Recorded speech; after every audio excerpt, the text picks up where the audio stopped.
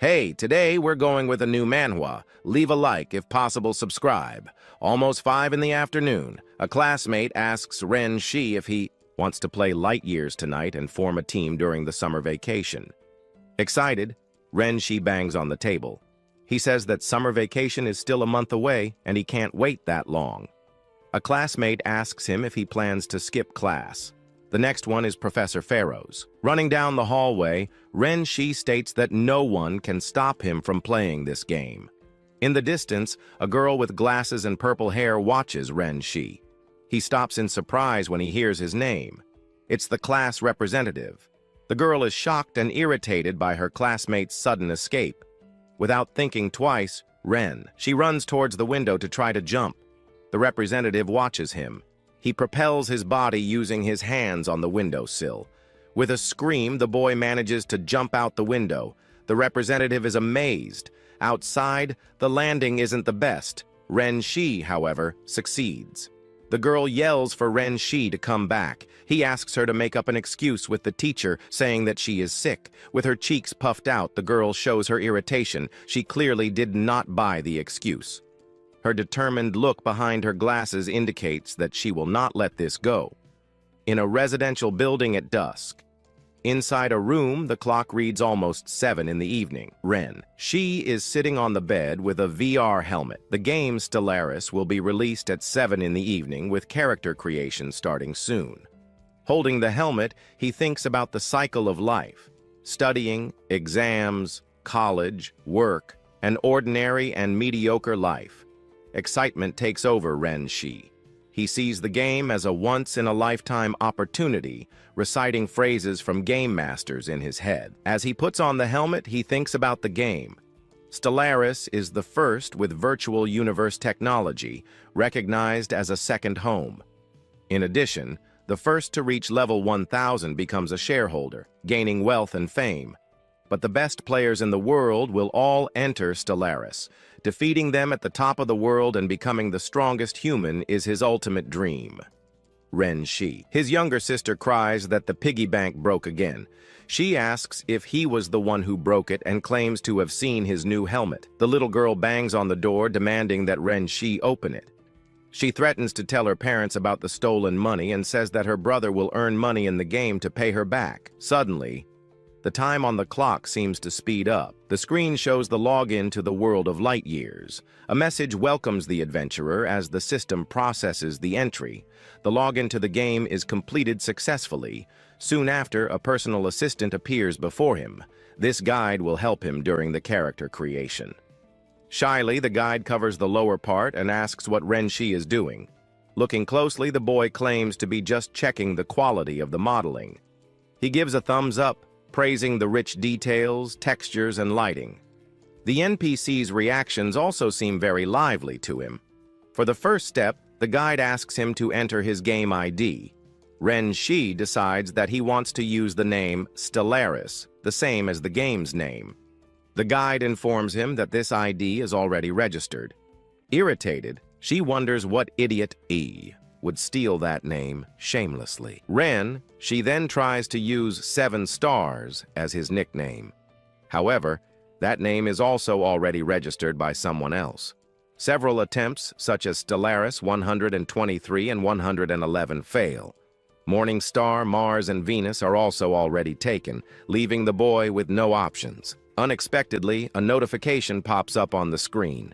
An ID is available for use. The protagonist is surprised by the notification. He wonders what crazy ID ended up being accepted. The available ID is Yan Xing, which could mean attractive star.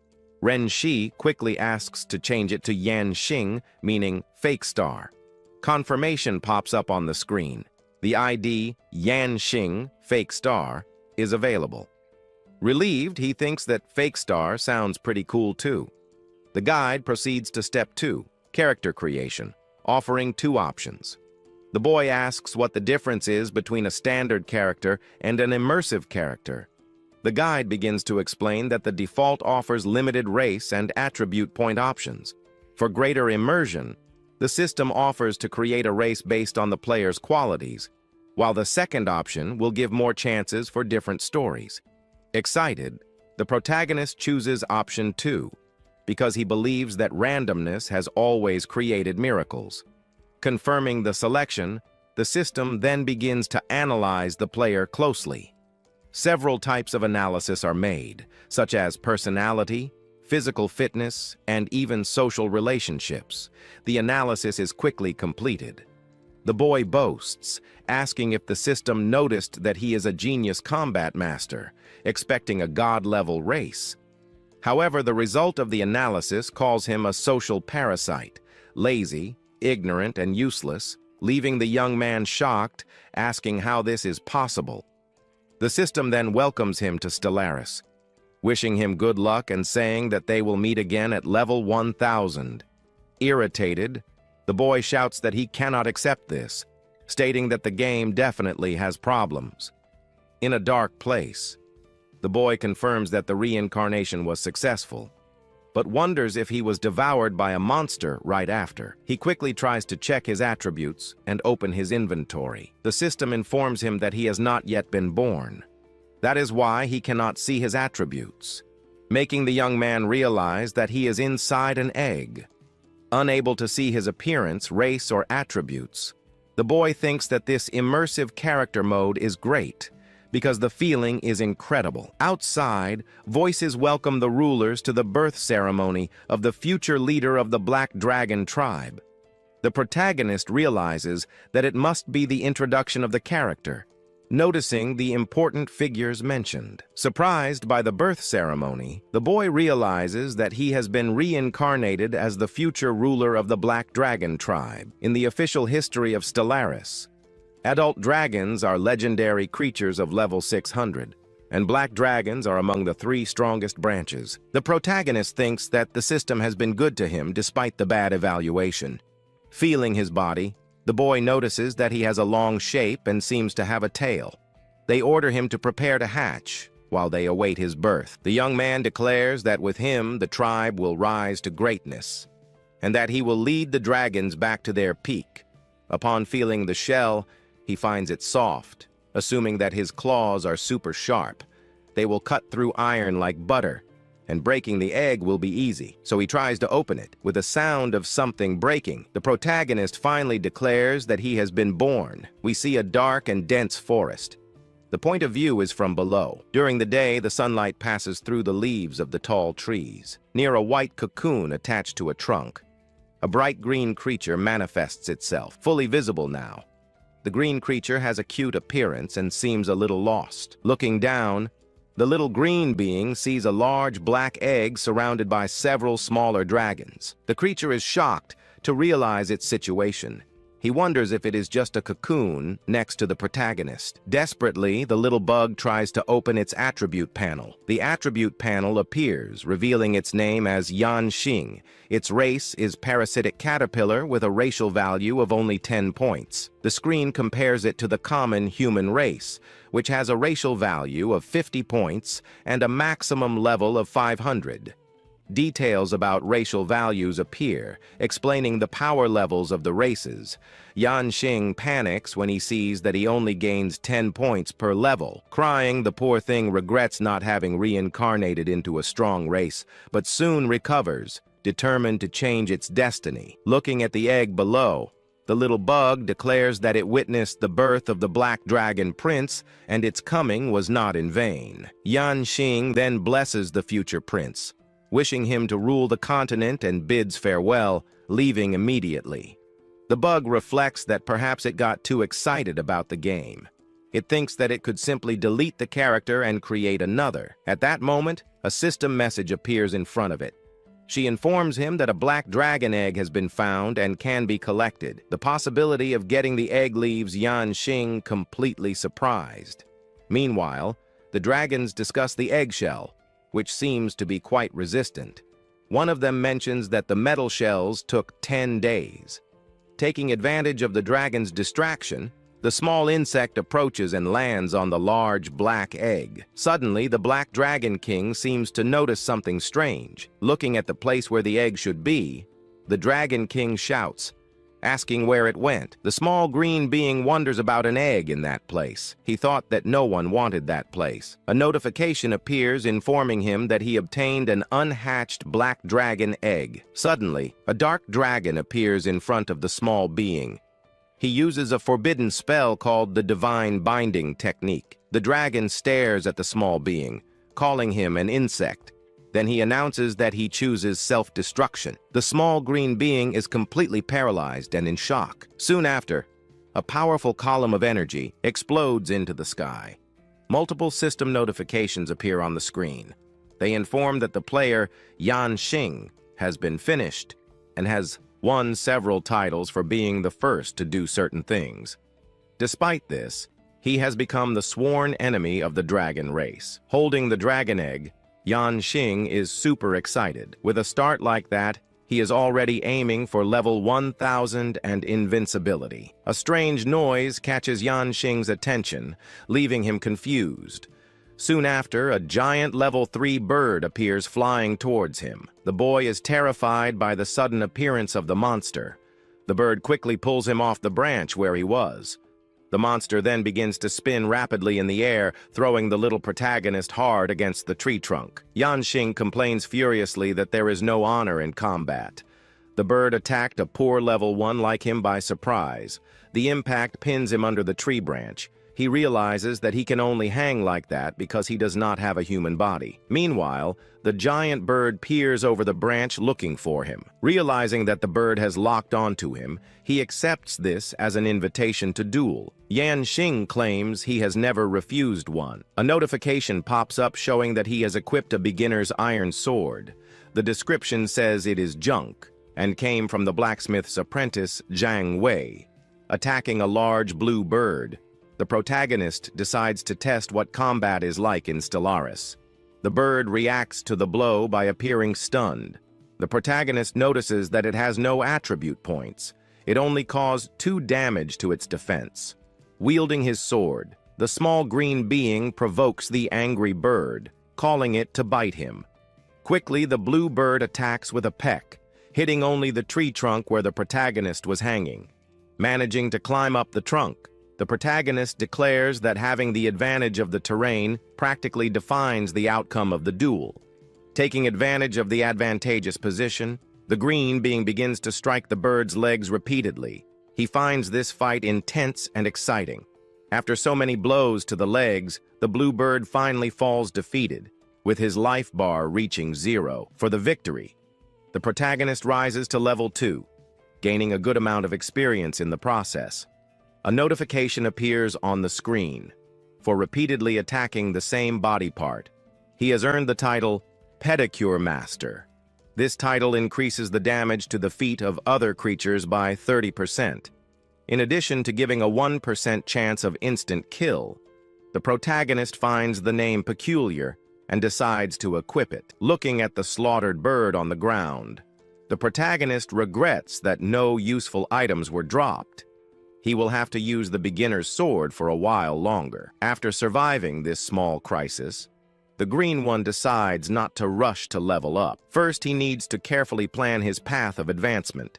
Thinking about his items, the protagonist focuses on the problematic dragon egg. A notification informs him that he is a mortal enemy of the dragon race, being unable to hatch the egg normally. For this, he will need an opportunity. Selling it is also impossible, since the item was obtained by giving up the Dragon Island dungeon. Next, he analyzes the Resurrection Ring, which grants an extra revive per day when equipped. However, the protagonist is shocked to realize the item's level. An explanation of item levels and colors in Stellaris appears. The screen shows the rarity ratings of the items, ranging from common to ultimate. The Resurrection Ring is mythic tier, a piece of equipment worthy of being crafted by a legendary dragon.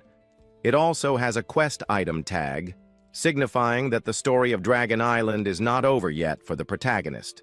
Looking at the other items he has received, the protagonist sees the unlimited food ticket.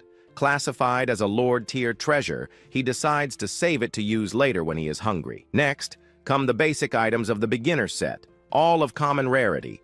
In addition to the beginner's iron sword, There is a cloth tunic and beginner's pants. They add small attribute bonuses. Being better than nothing, the protagonist decides to equip them. Upon equipping the tunic, the protagonist gains 10 defense, while the pants give 5% movement speed. However, a notification warns that due to the incompatibility of the current model, the visual effects of the equipment cannot be displayed. He then wonders if he will be without visible clothes forever, shifting focus to skills. The protagonist remembers that he currently only has one innate skill. Looking again at the body of the blue bird on the ground, the protagonist then decides to use his only skill, parasitism. Immediately, the body of the little green being begins to glow brightly in yellow as the skill is activated. A green energy begins to manifest rapidly. This energy then wraps around the tree, trapping the little blue soul there. Suddenly, the protagonist's avatar's head emerges from the energy. The system informs that the parasitism was successful, transforming him into an eagle. Excited, the boy now in the bird's body celebrates being able to finally fly. His original body may be weak, but parasitism allows him to take other bodies as his own. He just needs to prepare them in advance. The 20 attribute points he gained all go to Constitution, increasing his total life considerably. Now, as an iron-beaked eagle, he needs to find stronger bodies and start leveling up. Flying around, he spots a level 6 magical rabbit, noticing that his life seems quite high. Soon after, a level 25 yellow mutant wolf appears, too strong for him at the moment. Worse still, a level 43 berserk goblin appears, impossible to deal with right now. Better to focus on something weaker, like that level 5 flower mantis nearby. However, the boy encounters a level 8 golden pattern venomous spider, his natural enemy. Landing on a nearby branch, the eagle watches the situation from above carefully. The small avatar is still visible on the eagle's forehead as he surveys his surroundings. Below, a colony of level 7 fire ants is climbing the tree to hunt the spider. The giant spider prepares for the imminent attack of the approaching ants. Several ants begin to fire acid projectiles in the direction of the venomous spider. They have terrible aim, missing every attack and looking like they're about to be defeated. The spider is strong and would be useful for parasitizing, but he thinks he's missed his chance until a new idea strikes him. A mysterious green energy begins to pulse in the darkness. On a tree trunk, a large spider is seen. It appears to be fighting several red ants. Suddenly, a sound of something breaking echoes through the place. Looking from below, the ants realize that the spider seems to be in trouble. Losing its grip, the giant insect plummets to the ground. Riding a bird, our peculiar protagonist sees his chance. He plans to parasitize the spider even at the risk of the ants. Cornered, the spider releases some kind of toxic explosion. The nearby ants seem to be watching closely on a nearby branch. A close-up reveals that the spider's life bar is critically low. Deciding quickly, the protagonist launches himself towards the strongest target, choosing to parasitize. A system message appears initiating the parasitism, warning that the target is strong and needs to be checked.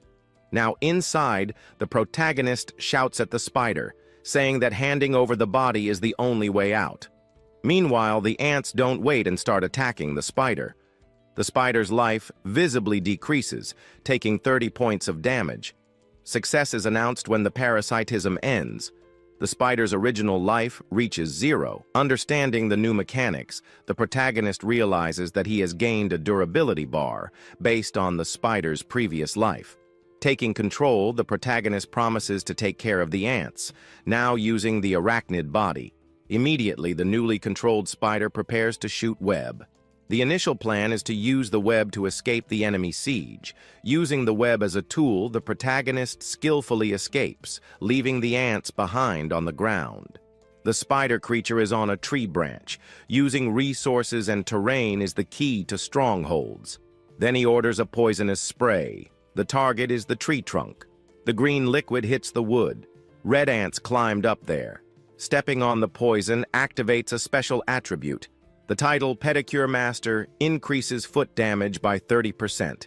There is also a 1% chance of instant kill. Quickly, an ant steps on the slime.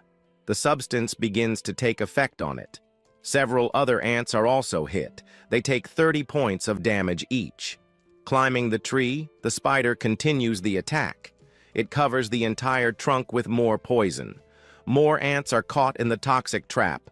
They all take continuous damage from the substance. Satisfied, the spider reflects on the situation. No player could deal area damage so soon. However, being creatures of the same level, the damage is not fatal. The spider decides to climb even higher to gain an advantage. Using her ability, she shoots a thread of silk.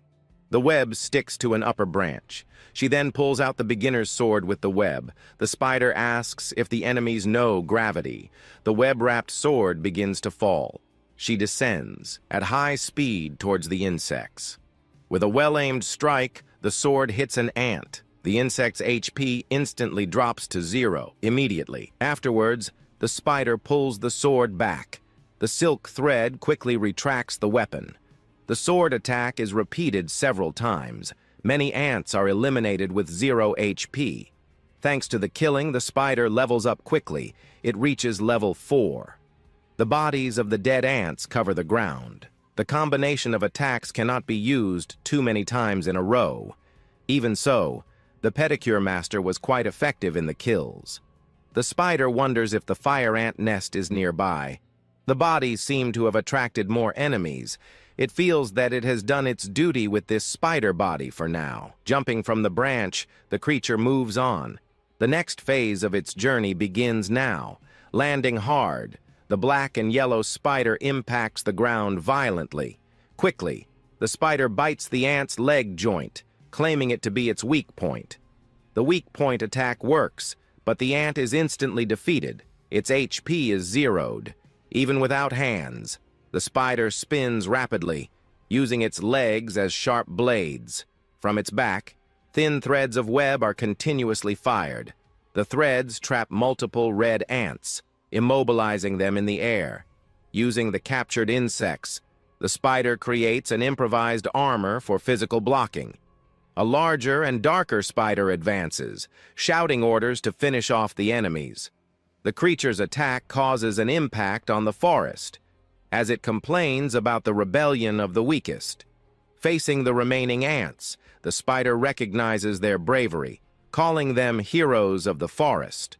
Over the remains of the enemies, the black and yellow spider declares its final victory in the battle. However, the protagonist ant celebrates with the others, saying that joining the winner is the best strategy. The battle ends, and the protagonist ant asks its new brothers about returning to the nest and when it's time to eat. Realizing its situation, the ant now has basic combat power, ready to start leveling up.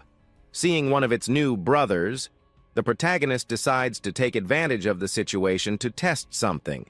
A system warning appears, questioning the attack on an ally of the Type 1 poisonous fire ant colony, confirming the alliance. The skill panel shows March to Guide, Group Attack, and Formic Acid Spray that increases damage by 1 point twice. He will guide the colony. Using the March skill, the protagonist commands the ants to advance in formation. The group of red ants continues together, marching through the vegetation under the command of the leader. Onward, they locate a target. Level 5 demonic thorns, and the plan is to devour it completely. A level 7 green worm is attacked by the ants. Someone warns it not to try to get close by wiggling. Soon after, a strange level 9 forest monster is also attacked by the ants. We see the protagonist ant's worried face up close. A larger ant reprimands our protagonist. She tells him not to relax and to think better if his damage is low. Continuing the sermon, the largest ant says that they were born to work. Lazy ants are worthless, and he should be grateful for being tolerated. She claims to be disappointed because she has been watching him for a long time. She explains that teamwork requires systematic thinking and coordination in attacks. Suddenly, the protagonist's level goes from 8 to 9. Unexpectedly, a level 10 demon cat appears. With one blow, the cat crushes some ants on the ground. He complains that the young ants are fragile and make a fuss when the fight gets tough. We notice that as the opponent's level increases, the casualty rate of low-level ants increases a lot. Our protagonist then suggests going to the ant hill. There are stronger workers and even the queen to optimize the team. In this way, the protagonist levels up again, going from 9 to 10. Message congratulates player Yan Xing for being the first on the server to reach level 10. He gains the title Level Freak and a 3% experience bonus. His level 10 parasitic caterpillar stats are shown. Another message informs him that he has met the requirements to class advance in the city. For being the first player to meet the level 10 condition, he receives the Epic Reward Profession Fusion Scroll. We see the Epic Level Profession Fusion Scroll. He can designate 2 profession scrolls to fuse, having a good chance of creating an entirely new hidden profession. Holding the item, the protagonist celebrates, recognizing how generous the rewards for pioneering players really are. He then decides to open his inventory to reorganize everything. Inside the inventory, there are only a dragon egg and an unlimited food ticket. Below are listed the newly acquired items, including the scroll, armor, and gauntlets. He notices that he only got 2 common equipment, but decides to use them anyway. When trying to equip, a message warns that the model is incompatible and the visual change failed. However, his health, mana, and defense status have increased considerably. He doesn't care about appearance. The important thing is to increase his HP. Our little green guy lists what he needs to do, how to level up, equipment, and skills. In addition, he needs to return to the city, advance in class, and activate the main story. Suddenly, the little one is shocked by something. A level 6 rabbit appears in front of him, and he asks what the little green guy is looking at. After all, he's never seen such a beautiful protagonist before. Irritated, the little green guy hits the rabbit, but he says that he doesn't need to get angry just for having an opinion. Without wasting time, the protagonist uses the parasitize skill. A notification confirms the success of the parasitism, leaving the big bunny half airy.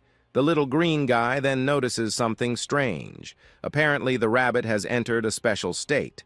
A trial takes place every minute, with a 10% chance of freeing himself. With a red face, the rabbit seems confused. The little green guy also doesn't understand anything. Soon after, a notification warns that he has lost control of his body, and the rabbit runs around like crazy. The little green one complains because he didn't finish reading the information. Out of control, the rabbit finds a female rabbit, who was calmly picking up some carrots.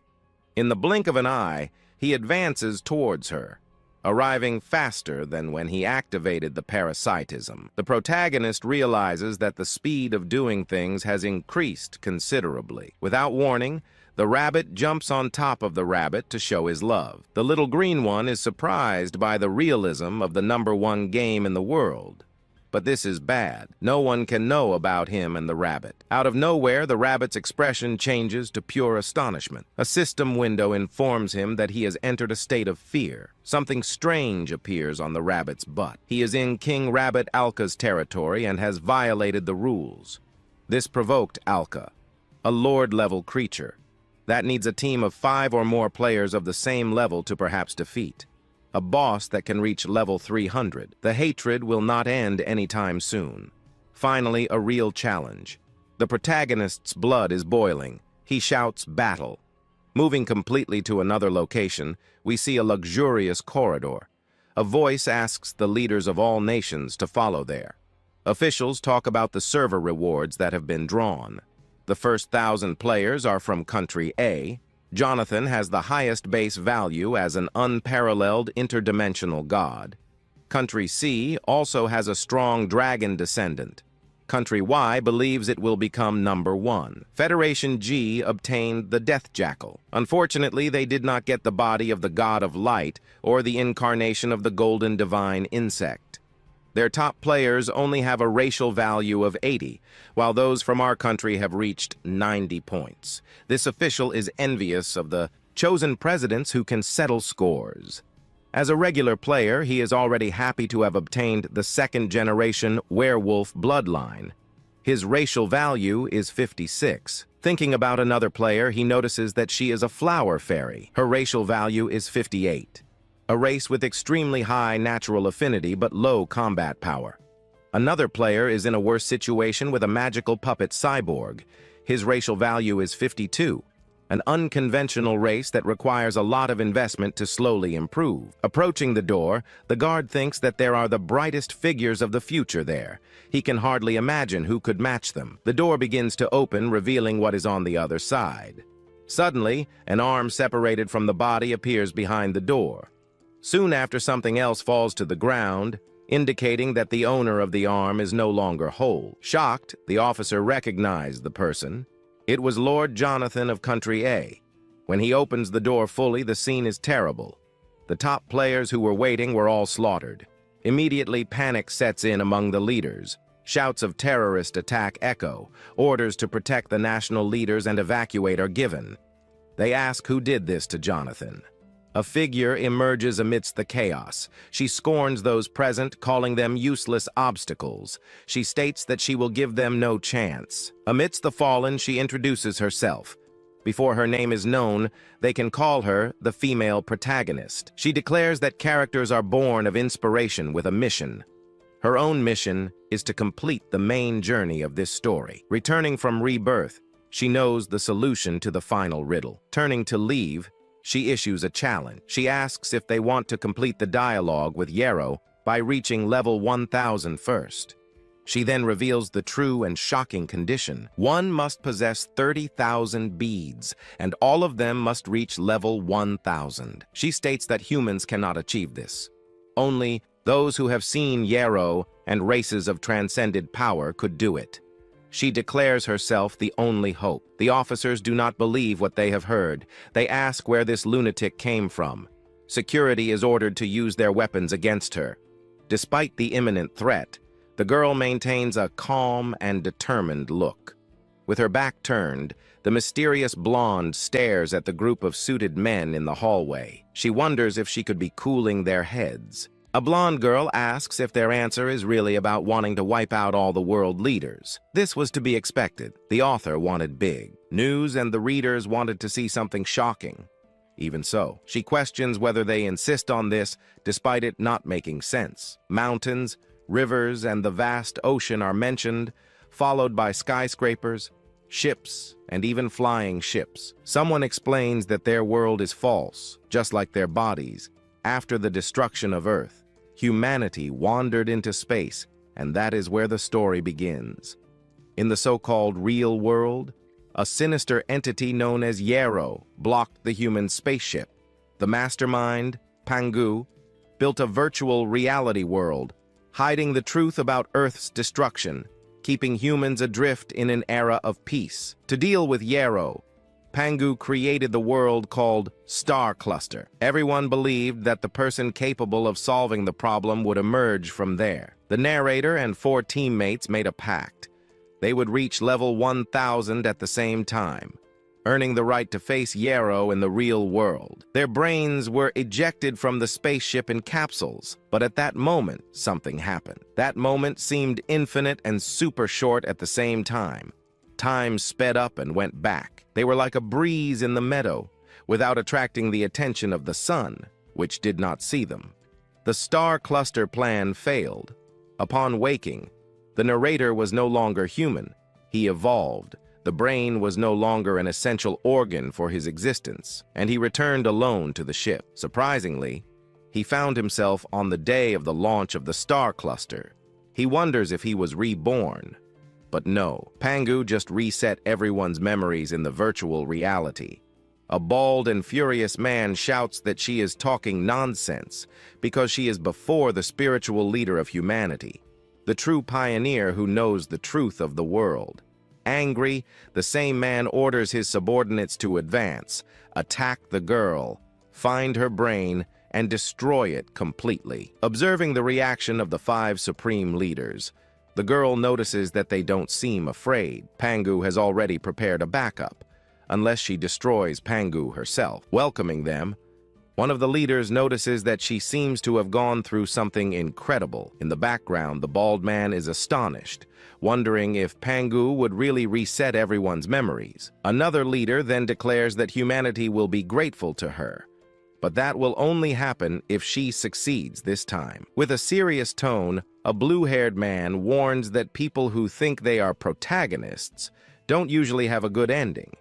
He advises her not to think she can face the entire world alone. The bald man reinforces that Pangu has given them the ultimate authority and they can only trust Pangu's judgment. The other leader challenges her, if she is really the protagonist, to open the star route for humanity. The girl then imposes herself, revealing that when facing Yarrow, the desire to save humanity drove her in her evolution. She states that they can call her savior, prophetess, leader of evolution, and guide of the star route. Turning to the leaders who had previously threatened her, she comments that those nuisances have already caused her problems. She does not want them to appear again, as she finds their presence detestable. Above, a digital panel displays the time. With determination in her eyes, the blonde announces that at 7 o'clock, the Star Cluster server will be opened, and she intends to enter immediately. After the order, the subordinates and leaders begin to leave the place, leaving the girl alone in the vast hall, observing everything. At that moment, Pangu sends a direct message to the main leader's brain. The new orders are to continue fully supporting the development of the Star Cluster, without the need for a vote. The brains of the players who have left will be sealed and will not return in this generation. The leaders of the smaller nations will also learn the truth, and more information will be released to them. Pangu considers that there is no longer any need to reset memories, believing that more variables can lead to the answer. A short time later, the blonde girl appears in a city with medieval-style buildings. She has finally entered the virtual world of the Star Cluster. Finally getting rid of the formal attire she was wearing, she comments that those tight clothes were in terrible taste. Reflecting on her strategy, she thinks that in the early stages, with low stats, the boost provided by equipment is necessary, although being bare will maximize her athletic ability, unless a divine artifact that cancels all weights is found. A memory from her previous life comes to mind. A nobody with a divine dimensional lineage obtained such an item. He even went so far as to dismantle the main cannon of a planet-class ship to use it as his main weapon. With one movement, with a quick swipe of her finger, the girl decides to check her stats. She then opens her attribute bar. In front of the blonde, a screen displays her initial stats. She has placed all 50 of her attribute points in agility, leaving strength, constitution, intelligence, and charisma at 0. Her base life and mana are 50, with attack and defense at 1, in addition to a movement speed of 500%. When trying to register her name, the young woman decides to use Jue Xing, the same as in her previous life, meaning the brightest star that crossed the sky.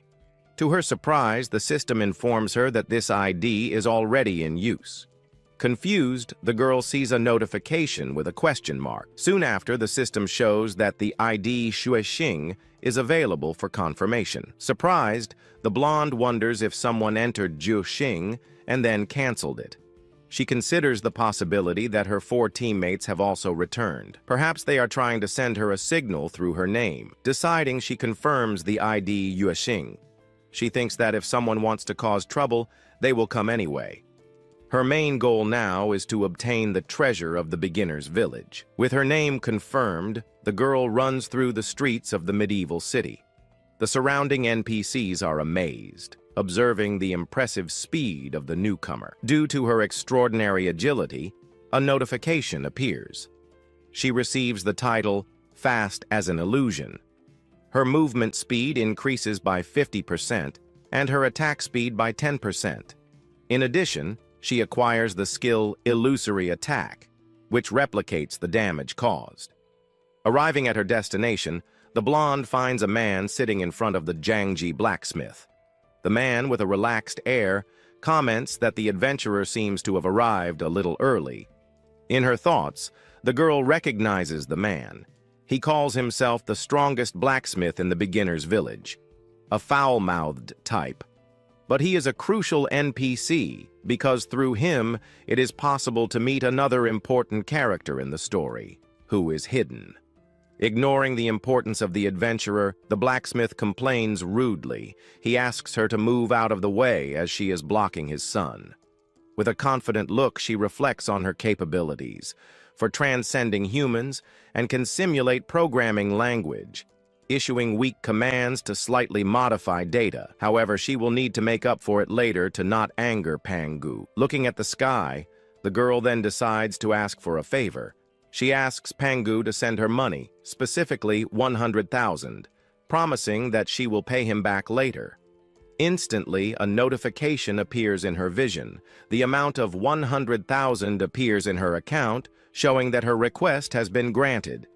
With the money in hand, the blonde turns to the blacksmith and makes her request. She wants to buy weapons without level or class restrictions, with the best attributes and the most expensive of all types. Surprised, the man comments that if she is so rich, she can take the store's treasure.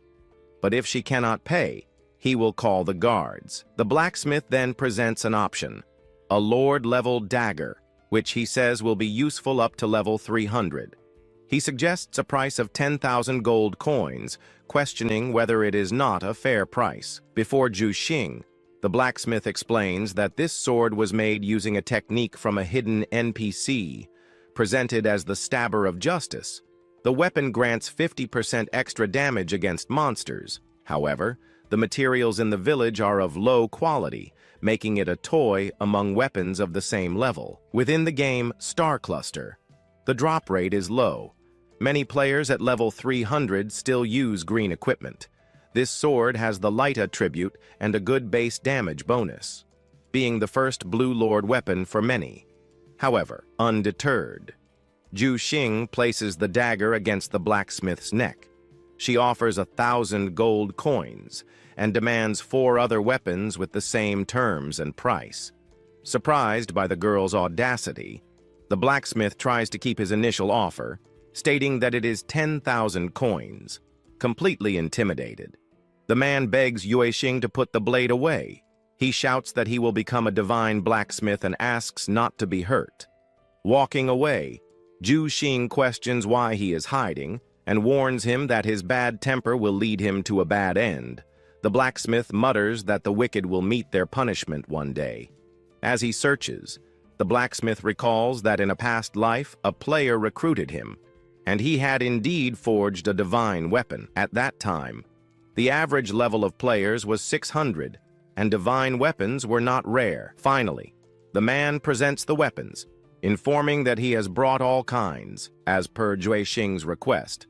Among the items are the shining iron bow, the shining staff, and other elite weapons, as well as common equipment such as knives and swords, all for 10,000 coin. With a simple negotiation, Zhu Xing hands over the bag of coins. A notification pops up detailing the 13 pieces of equipment acquired, including the Stabber of Justice.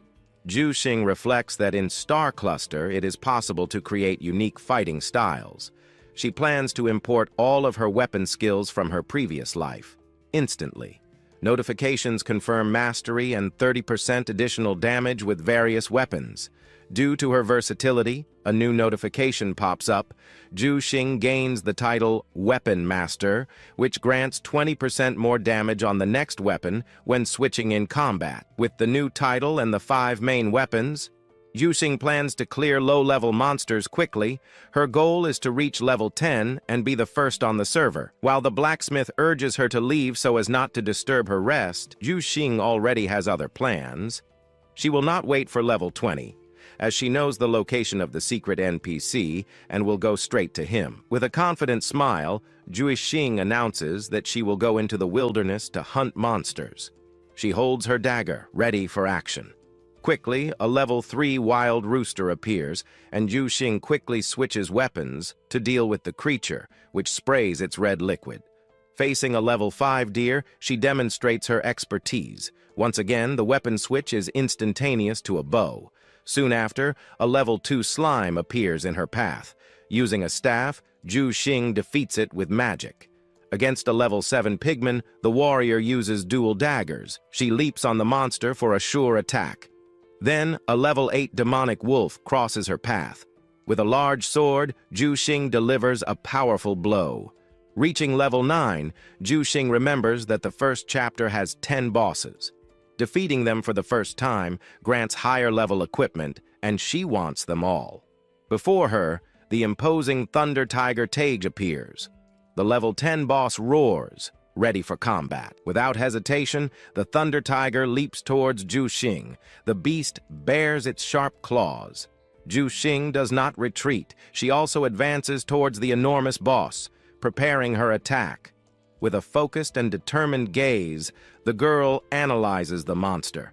Her eyes shine with anticipation of the battle. Using her mastery, Zhu Xing spins in the air, summoning several weapons. She unleashes a sequence of blows against the tiger. A powerful impact hits the Thunder Tiger.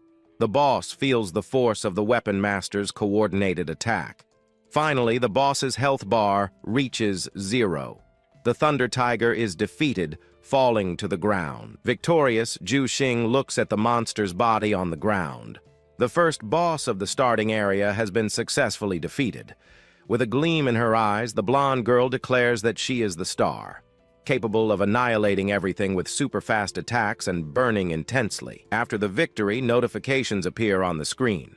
Zhu Xing earns the title of Tiger Slayer, which increases her dodge by 20% against larger beings. Additionally, she creates a heroic skill, Sacrificial Strike, which increases her attack by 500% in exchange for health, mana, and stamina. Finally, she receives an elite-level Vampiric Dagger. Soon after, another system message appears. Her level has increased to 10, and now Zhu Xing has met the requirements for the first-class change and can go to the city to perform it. Thoughtfully, the adventurer decides not to return to the city to change classes. She plans to directly challenge the level 20 boss, the fearsome Rabbit King Alka. Already transformed into a small rabbit for the confrontation, Zhu Xing sees the Rabbit King Alka advance with a high-speed attack. The giant rabbit charges at her without hesitation. Surprised, the little rabbit Zhu Xing reacts to her opponent's attack. She realizes that the Rabbit King is incredibly fast. In an instant, Alka demonstrates her superiority. The larger rabbit hits Zhu Xing squarely, sending her flying with ease. Flying. In the sky, the little rabbit feels the impact of the blow. The Rabbit King shows off his super-strong jump, sending her flying. With full force, the Rabbit King Alka dives towards the ground. He lands with an impact that cracks the earth, while Zhu Xing watches in fear. In a frightening close-up, the Rabbit King reveals his sharp teeth. A menacing glow emanates from them, showing his ferocity.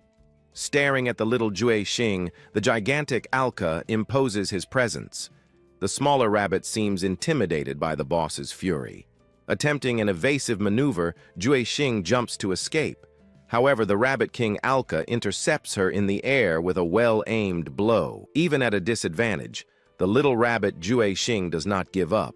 She claims that she is also a rabbit and knows how to jump, then executes a chain jump. Analyzing the situation, Zhu Xing realizes the difficulty.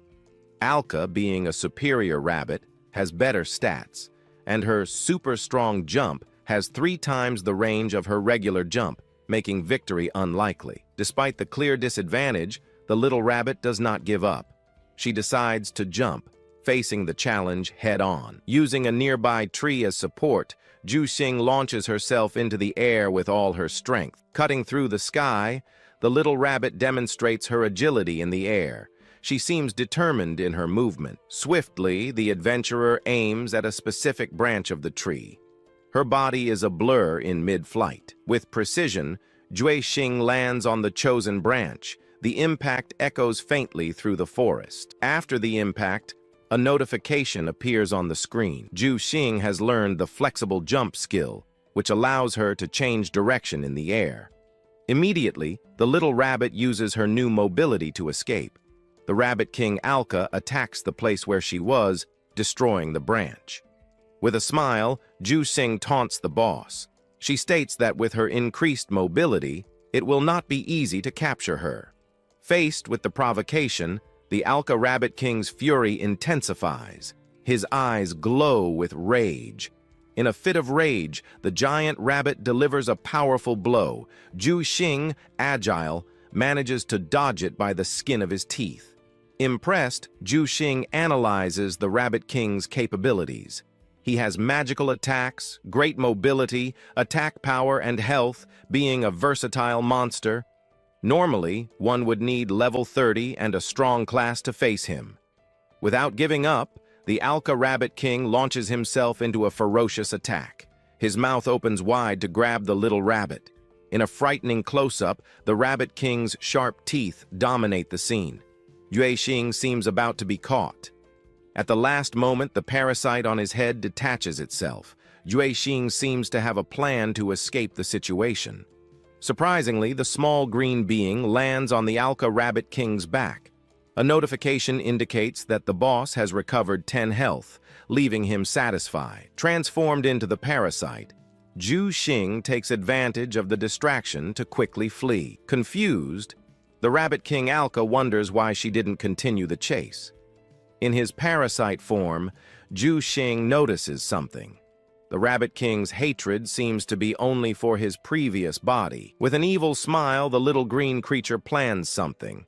She says that since it's like this, she won't hold back. Zhu Xing then lists the Rabbit King's abilities. He has a high-speed charge and super jump in addition to summoning thorns and biting. The strategy to defeat him is already ready in his mind. The forest that created him will also be his tomb. In the blue sky, some white clouds float peacefully. A light breeze seems to blow. Near a fallen log, a brown rabbit rests on its back. It seems to be enjoying the sunny day in the forest. Suddenly, the brown rabbit starts jumping through the grass. We can see Zhu Xing as a parasite on its head with a flower. Taking a close-up of the rabbit's fur, we see its eyes opening. It seems to wake up from a sleep. Acting in a cute way, the controlled bunny calls out to the king. She moves her body with hearts floating around. King Rabbit Alka watches the scene a little confused. He seems surprised by the sudden approach. Without hesitation, the giant rabbit jumps on the smaller bunny. Zhu Xing is still on the bait's head. Satisfied with the result, Zhu Xing wants the king to have fun. She then comments that she will not participate in what comes next and undoes the control. A green tentacle appears between the trees. Zhu Xing shouts that she will parasitize again. Quickly, the parasite lodges itself in the head of a giant praying mantis. Zhu Xing now has a new body. Now in control of the mantis, Zhu Xing declares that the king's greatest weakness has been exposed. She tries to activate the pedicure master skill, but the conditions are not met and the activation fails. The rabbit used as bait is seriously injured. Her health bar shows only 30 points remaining. Furiously, the Rabbit King Alka roars at the little creature. He seems ready to devour her and regain his strength. In control of the praying mantis, Zhu Xing realizes the king's intention.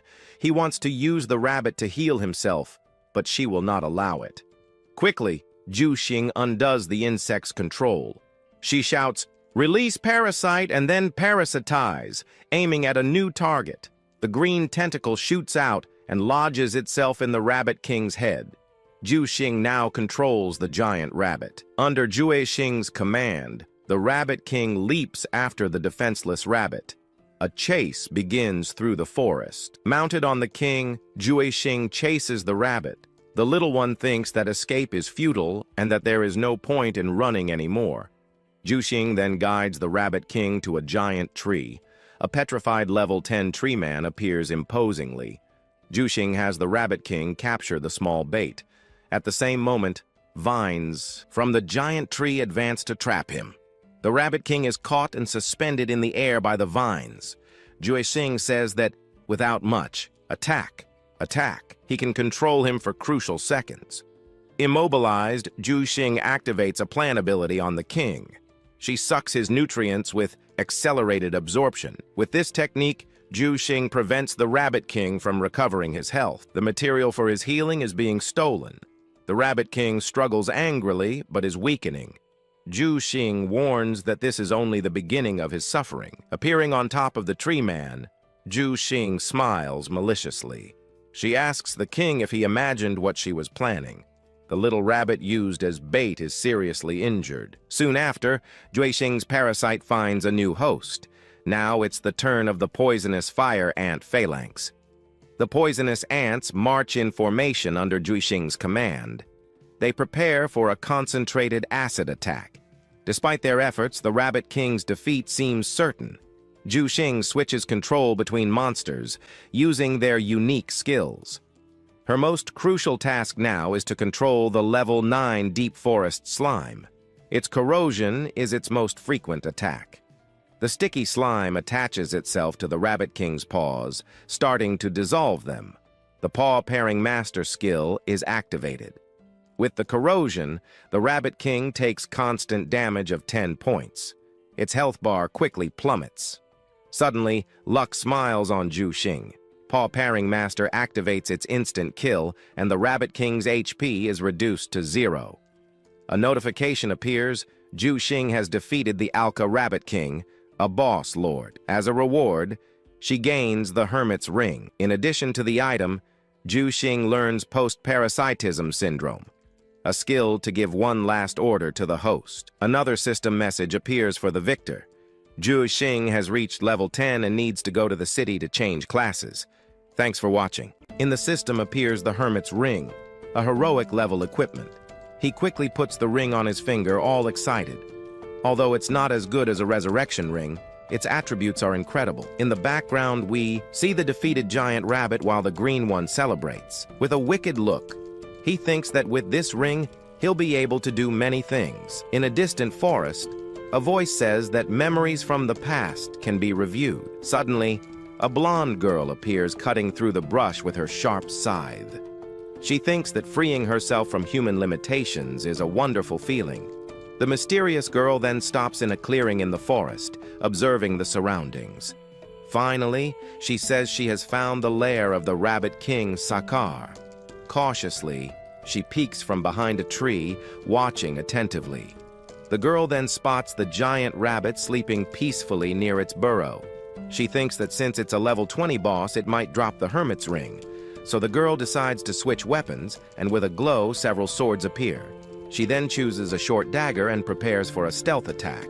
The rabbit's alert range is 5 meters, and fleeing would trigger its magic. Determined, she says goodbye and rushes quickly toward her sleeping target. With a swift motion, her charge cuts through the wind in her approach. The combatant then jumps with force, cracking the ground with the impact of her charge. In an agile sequence, she propels her body upward, ready for the final blow. Surprised, she wonders how there can be a demonic tree in the Rabbit King's territory. Upon landing on the cracked ground, she remains alert for any suspicious movement. Suddenly, earth spikes emerge from the ground, launching the combatant into the air. She then realizes that the Rabbit King used earth spikes, and the mechanism has changed. Wide-eyed, the girl is shocked by the boss's unexpected shift. Unexpectedly, the giant rabbit makes a super strong leap toward her. The airborne adventurer barely dodges the rabbit's powerful attack. Still in the air, she wonders if the rabbit is using high-speed attacks. The monster then jumps again, preparing a crushing blow from above. With fury, the big rabbit descends with full force, ready to finish off the intruder in its territory. The girl is violently thrown to the ground by the explosion's force. The impact raises a cloud of dust and wooden shards everywhere. She rolls on the ground, unable to stop due to the intensity of the blow received. Fallen and dazed, the adventurer can barely move as the rabbit approaches. The giant rabbit then hovers over the defeated girl with a victorious gaze. With a wicked smile, the rabbit says it's a fresh human body to play with. Suddenly, the green one appears and comments that he didn't expect to catch a player so quickly. There's a brief explanation about post-parasitism syndrome and the abilities of Rabbit King Alkar. The green being then shouts, "Parasite," and leaps toward the girl lying on the ground. Immediately, green tentacles wrap around the blonde's body, completely immobilizing her. The girl's eyes remain closed for a moment, sensing the new presence. Suddenly, her eyes open, and in them we see the reflection of the small green being. Now possessed, she stands up triumphantly and shouts that she's finally human again. With the parasite on her head, she stretches, testing her new body. She then performs some agile movements to get used to her newly acquired mobility. Next, a holographic screen appears, and she analyzes the host's attributes. The being thinks it would be better if things were more balanced, but as long as it's a human body, it will do. He considers that to properly use the parasite, he needs to control multiple bodies and adapt. With a sparkle in his eyes, the parasite gets an idea for a perfectly fitting class. He then decides to become a necromancer, but for that he'll need a basic class first. Excited, she runs toward the beginner's village, shouting that she's coming.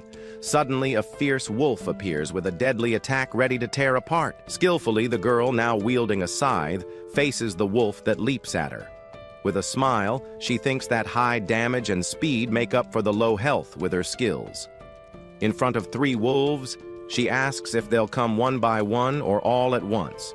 Meanwhile, elsewhere in the forest, someone celebrates their luck with a scroll and a pet egg. A group rejoices after defeating a giant snake and discusses the beast tamer class. A mage offers the scroll to the group's leader, suggesting he becomes a beast tamer. A healer praises the leader, saying his skills saved everyone from returning to the city. The warrior refuses, saying he prefers his own path and that they need to keep their advantage to loot others. The blonde observes the trio as they plan to improve their gear and stay near the village entrance. The healer then approaches a fallen body to check the items it dropped.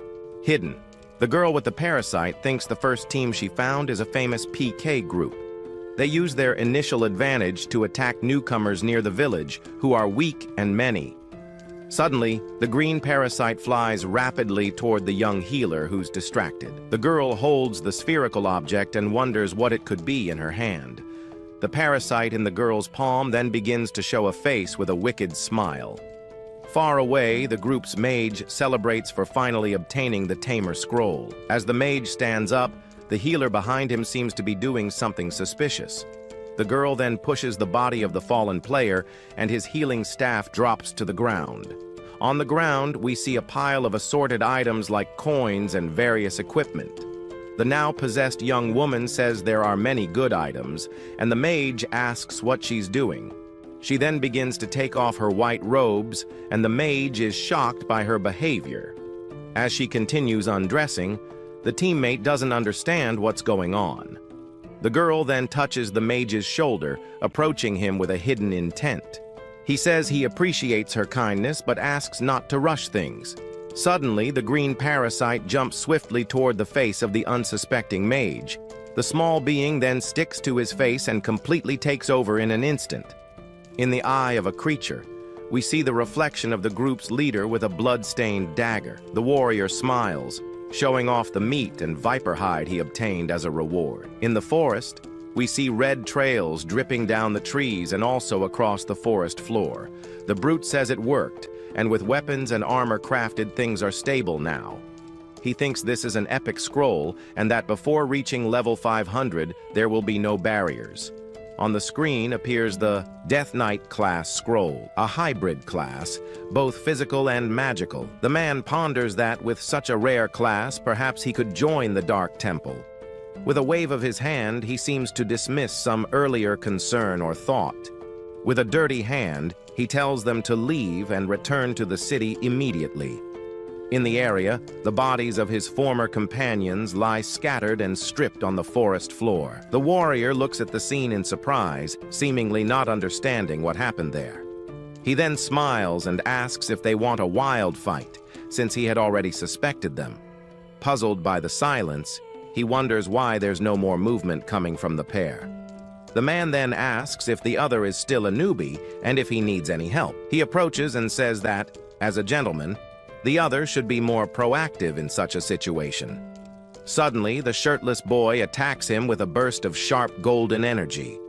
The warrior is thrown backward by the unexpected force of his companion's strike. Lying on the ground, he asks why he was attacked, since he just wanted to help, and wonders if the other rebel. The healer then launches a sphere of purple energy toward the fallen leader. The purple slime hits the man's face, leaving him blinded and confused by the attack. Furious, he shouts for them to remove the negative effect that was cast on him. While the warrior is incapacitated, the two possessed companions prepare to attack. Soon after, the two possessed companions collapse to the ground, and the warrior is left standing alone. With his face still covered in slime, he confusedly asks what happened to his allies. Leaning against a tree, the blonde girl with the parasite mentions post-parasitism syndrome. Quickly, the young woman charges with her scythe in a fast attack against the unsuspecting warrior. With a victorious smile, she says the two bodies served their purpose, and now it's her turn. The adventurer then leaps from the top of the tree, scythe in hand, aiming at the group leader. With a descending and powerful strike, she attacks with her weapon toward the man. The warrior manages to narrowly dodge the scythe's blow as it cuts through the air. Still partially blinded, he is surprised by the agility and strength of this new opponent. The possessed girl mid-air prepares for another attack against the stunned warrior. With a swift and precise move, she delivers another strike with her scythe aimed at her target. The blonde uses her scythe to support herself on the ground after the attack barely misses.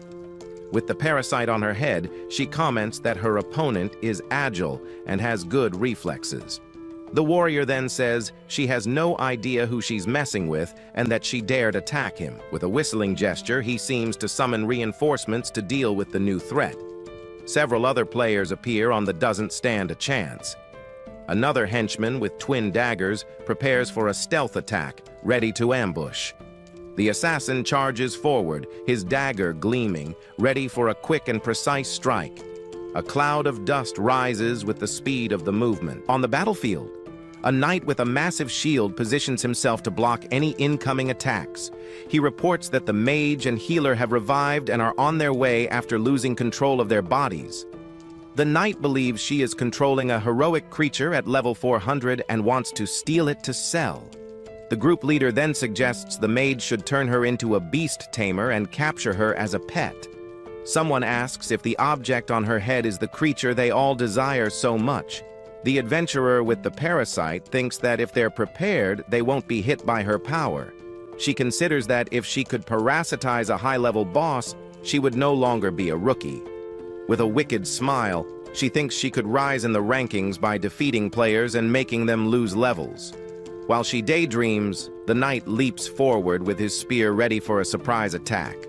The girl reacts quickly and dodges the knight's strike as he charges with his shield. The group leader appears behind her with his sword raised, ready for a strong blow. He delivers a crescent-shaped slash, but the young woman skillfully evades the attack. An assassin silently appears behind her and tries a venomous strike with his dagger. The blade grazes her face, but the adventurer avoids the danger. Another enemy attempts a strike with his scythe, but the blonde defends against the incoming attack. She drives her own scythe into the ground to gain support and launch herself upward. With a powerful kick, the girl disarms the opponent, who drops his sword in mid-air. In an acrobatic move, she leaps over the enemies, showcasing her agility and skill. One of the enemies spits out a dark liquid after being hit by the skilled combatant.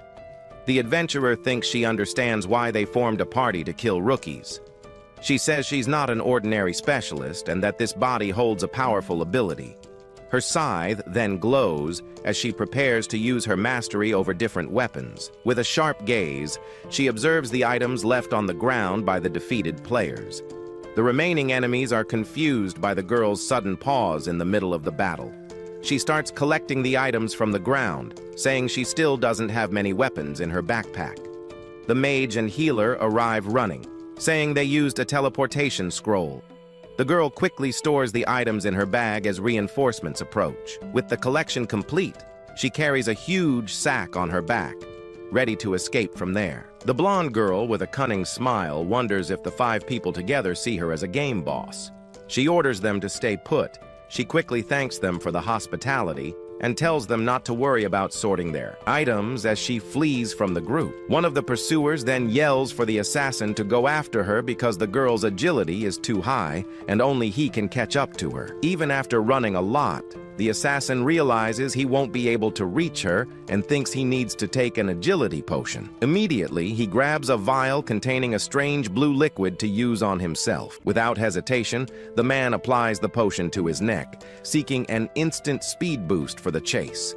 Now much faster, the assassin manages to close the distance between him and the fleeing blonde. Panting, the pursuer complains that if he hadn't died and returned to level 9, he would already have the right class to catch her easily. As she runs, the girl looks back and the man wonders why she gave him a beast tamer book worth 10,000. The girl then says that switching to a basic class without high stats is a dream, and if he takes care of the warrior, the scroll will be his.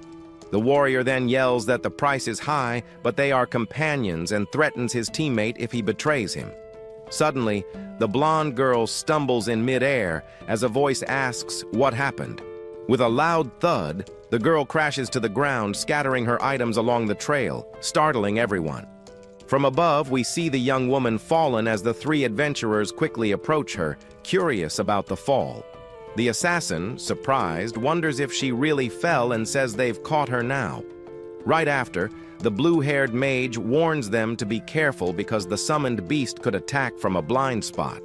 Immediately, a giant rabbit with glowing eyes appears behind the mage, who looks terrified.